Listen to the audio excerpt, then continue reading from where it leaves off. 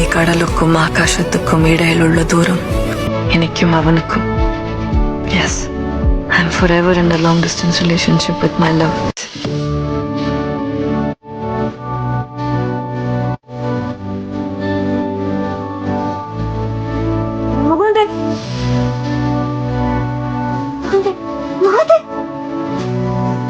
Congratulations, Lieutenant Mukund. Congratulations, Captain Mukund. Congratulations, Major Mukund. Thank you, Mamati. உங்களுக்கு shop பண்ணுற ஒரு குட்டி கதை. ஸோ நாங்கள் 2 பேரும் எப்படி சேர்ந்தோம், எப்படி 20 வருஷம் ஓடினதுண்டு. ஸோ அவர் கனடாவில் இருந்தார், நான் ஸ்ரீலங்காவில் இருந்தேன். ஸோ இது பெற்றோர்கள் பார்த்து செய்த திருமணம். அப்போ ஃபோட்டோஸ் பார்த்து தான் நாங்கள் ஓமென்று சொன்னோம். அப்போ பெற்றோர்கள் நிச்சயிக்கப்பட்டு, ஸோ ஃபோன்லேயும் கூட பெருசாக காய்ச்சதில்லை. அப்போ கல்யாணம் ஆல்மோஸ்ட் அரேஞ்ச் எல்லாம் நடந்து கொண்டிருக்குது. அப்போ கல்யாணத்துக்கு 4 நாளைக்கு முதல்ல தான் கனடாலேருந்து ஸ்ரீலங்காவுக்கு வந்தார். வந்த உடனே ஏர்போர்ட்டாலே என்னை பார்க்க வந்தார்.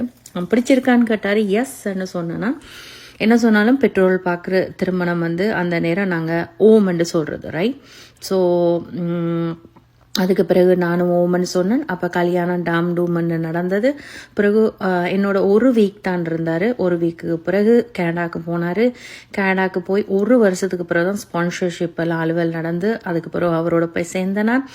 ஸோ அதுக்கு பிறகு பிறகு பிறகு பிறகு வாழ்க்கையில் நிறைய அண்டர்ஸ்டாண்டிங், பிறகு நிறைய விஷயங்களை கற்றுக்கொண்டேன். வாழ்க்கைனா இதுதான். ஸோ நாட் ஒன்லி சந்தோஷம், கஷ்டங்களும் இருக்கும். ஸோ கல்யாண வாழ்க்கைன்றது லேசி இல்லை என்றதை நான் உணர்ந்து கொண்டேன்னா, அதுக்கு பிறகு பிள்ளைகள் 2 பேர் பிறந்தாங்க. ஸோ இப்போது 20 வருட திருமண பந்தத்தை சந்தோஷகரமாக அனுபவிச்சு கொண்டிருக்கிறேன். கடவுளுக்கு நன்றி. நல்ல ஒரு கணவன், அழகான 2 பிள்ளைகள் தந்ததுக்கு.